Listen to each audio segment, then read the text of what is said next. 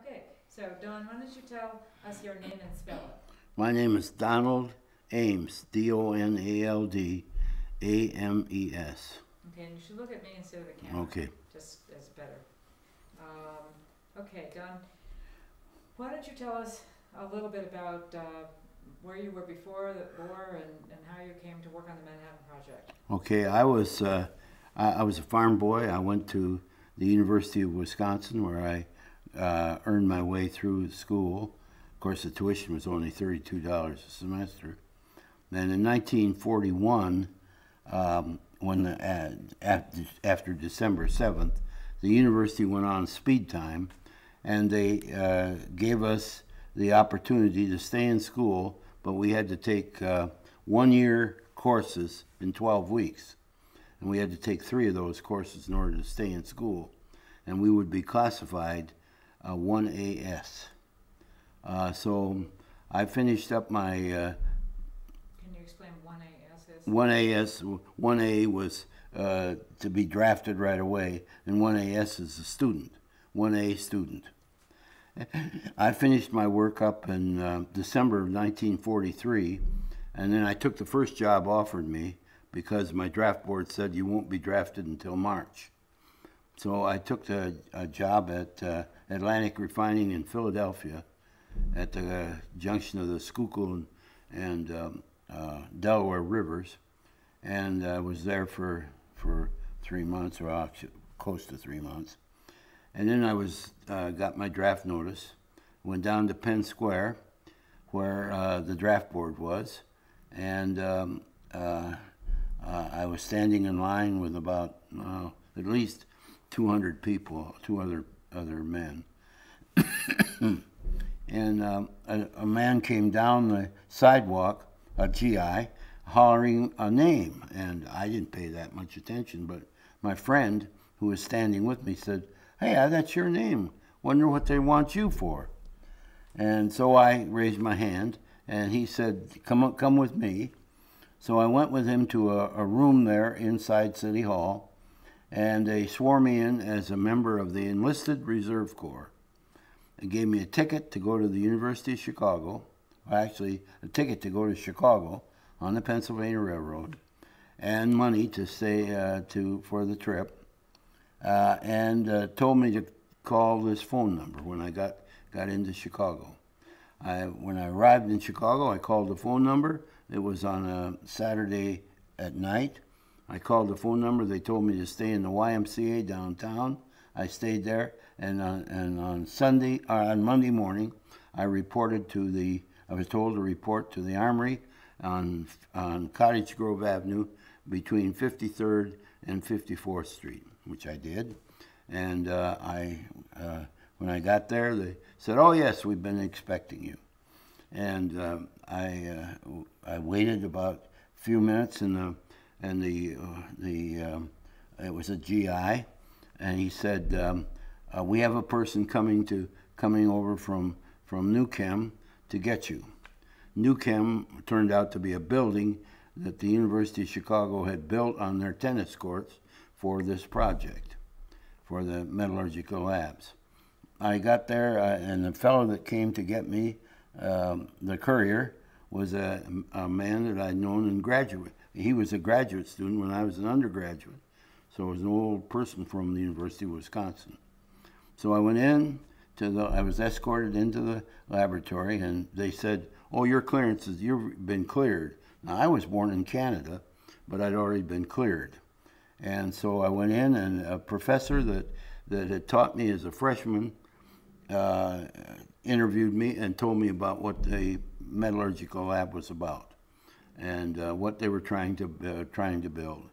And then I was assigned. First, I was assigned to one man, and then he was promoted, and I was assigned then to Clark Heinemann, and then I was assigned the job of measuring the absorption coefficients, the absorption coefficients of the plutonium valence states, getting ready to determine which valence state could be extracted by organic liquids.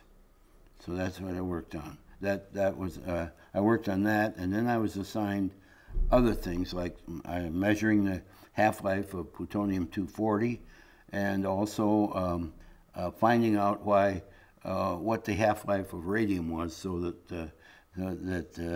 the Radium Corporation of America could get off.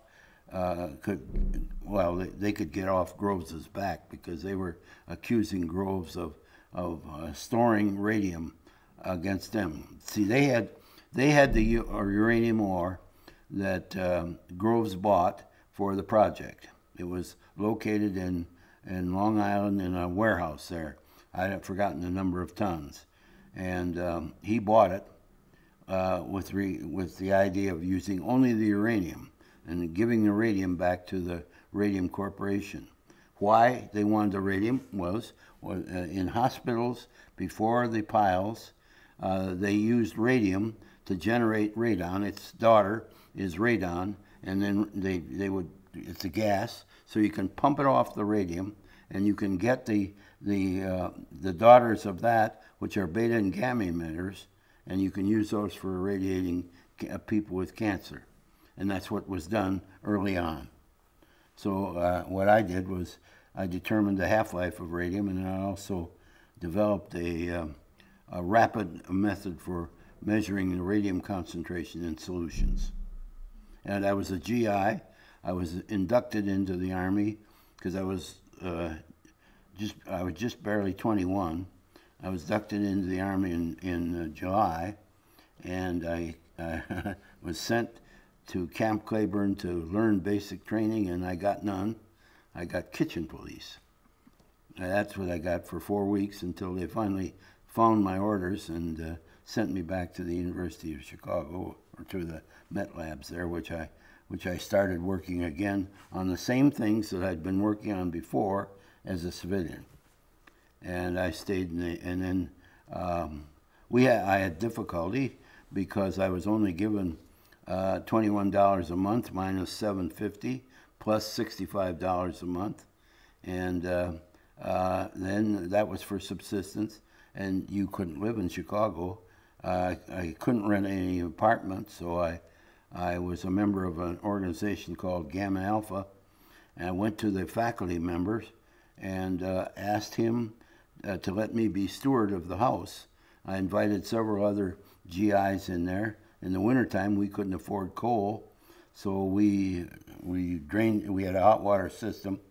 We drained the water out of everything and drained the water out of the bathrooms, except for one. And we used that. And we heated water on the kitchen stove with gas and used that for shaving and washing in the morning. And we convinced I convinced the university athletic department to let me use their showers, all the GIs using the showers. And we convinced one Chinese restaurant to give us food at 30% of the price after 7:30, so we could buy food cheap. And we got the rest of the food from the USO. And when we ran out of money, we couldn't go downtown in Chicago all the time because of our work, they expected us to work from 7:45 until 5 o'clock, and then from 7 o'clock until 10 or 10:30 or 11 o'clock at night. And I worked, my boss was a PhD, and I was low man on the totem pole, so I did what nobody else wanted to do, or any other dirty assignments I got. And one of the assignments I got was picking up the notebooks at the end of and storing them in a safe place in the files. I had to do that every night before I went home. Until, yeah, go ahead. Well, you had mentioned two things. One was sleeping in Dr. Denton PJs. Yeah, well, in the wintertime, we had I don't know if you've ever been in an organization where they have a sleeping dorm or not, but this was a dormitory, and we could heat the rooms, which didn't contain beds. We could heat the rooms with electric heaters. And then what we did was, I had a pair of Dr. Denton's, well, I had several pairs, and I wore those, and I also wore socks on my feet. and then I had a stocking cap on my head, and I got into a sleeping bag, and then I had a big comforter that went over me, a big quilt, and so we could effectively. I had ear muffs, so I could sleep outside, and that's what I had to do because there wasn't any other way. Where was I going to go? And I didn't have to pay any rent, so I could use that money for food, and it was not easy to live there. But when I ran out of money, I went. There was a bookstore down on 57th Street, and I'd go down there, and they knew me, and they would bring out hot water, and there were crackers on the table, and there was a bottle of ketchup. So I'd make ketchup soup and have that with crackers.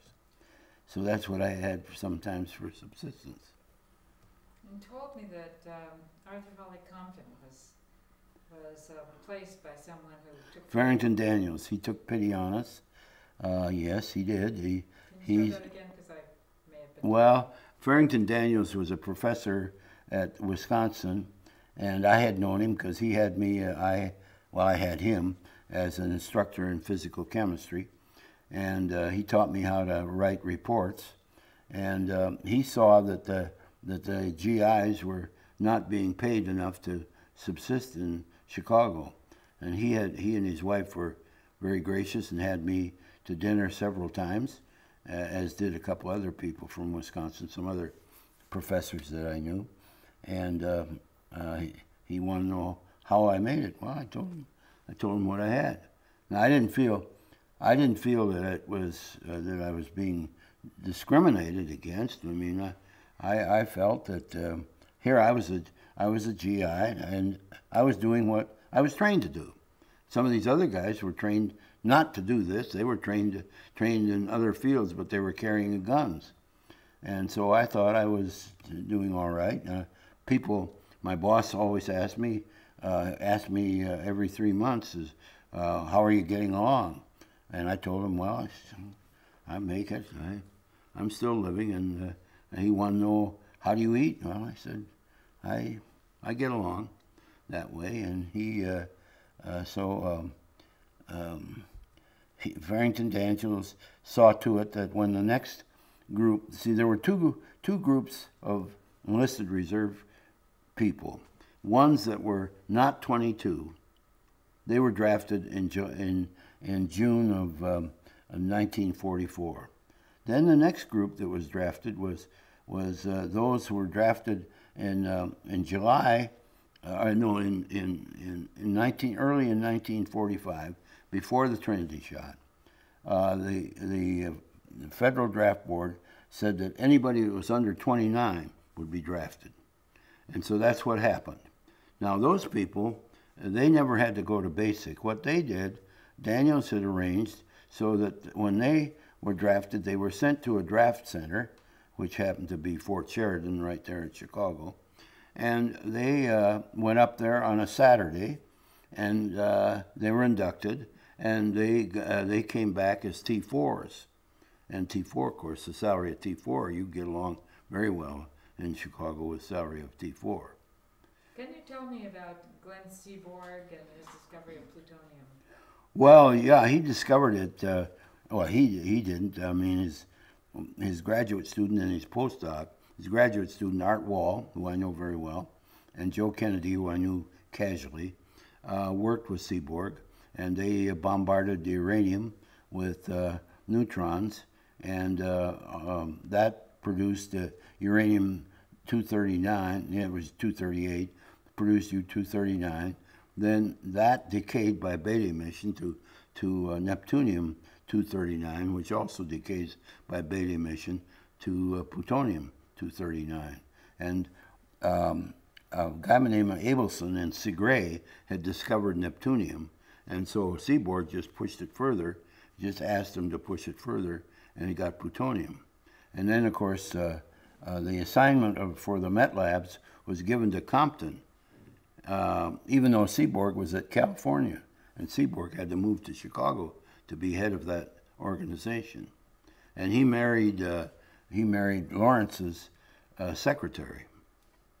So And now Seaborg, as far as Seaborg, well, I'd be brutally frank, he had a high ego, really high ego. He had two secretaries. One secretary was for the laboratory, for his activities in the laboratory. The other secretary was to take notes on whatever Glenn Seaborg did. And there are 4 volumes for his 4 years. He started in 42, 43, 44, and 45. 4 volumes of notes. And those notes, the people on the project, who were on the project the years that the book represented, got copies of these notes. Then 3 authors, or 3 men from Battelle, took the notes and condensed them in a book. So the book is there. It's called G.T. Seaborg's Journal, Journal Notes. And you can get it from Battelle. And it describes, they picked out certain aspects of the project to put in that book. And so it's just a thick book, it's about 3.5 inches thick. Now, as far as his treatment of the people, he being from the University of California, he worked for G.N. Lewis out there on acids and bases. That's how he got his PhD. He did not work on radioactivity, but he was entranced by the work that was going on with Lawrence's cyclotron. And that's how he got into radioactivity. There was a guy out there, a physicist by the name of J.J. Livengood, who taught him radioactivity and what the cyclotron could do. Now, his treatment of people, he was typical of the people from the University of California and their schools, and some of the Eastern schools like Princeton and Harvard and MIT. They have a tendency to feel that people trained in the Midwest are second-class people. And so his favorites in the laboratory were people that were trained at California or in the Eastern schools. And he gave short shrift to the people from the Midwestern universities. And so the sort of the mundane jobs were assigned to the people from the Midwest. Now, you have to remember that in Seaborg's group, there were very, very few technicians, very few. The lowest grades were the bachelor's people. The bachelor's people, and that's all I had was a bachelor's degree. Now, I was Phi Beta Kappa, and I had gone through school in 3 years, and with this section, I think I was qualified. And since that time, I have a PhD, and I was the director of a laboratory with 70 PhDs, and we turned out a lot of things, such as the helicopter with no tail rotor, the laser that's in the Airborne Laser Lab, a lot of the stealth work that is now done. And I worked on Gemini. I'm responsible for the 76 mission of Gemini, where the 2 Geminis met in space. And I also did responsible for the catalyst that's used on aircraft to get rid of the ozone. And I did other things, like I built a quantitative NMR spectrometer, which got rid of the frothing from detergents. I worked on the structures of that. So there are other things that I did too, and the Manhattan Project was a real experience for me. I learned a lot of things, and I learned what kind of management I would be, or what I thought was good management and what was bad management. And I felt that if you have a person, you should know what that person is doing, and you should encourage him. I never got any encouragement from Seaborg. Another guy and I did. We were assigned the job of measuring plutonium-240. That's just a neutron capture Plutonium-239.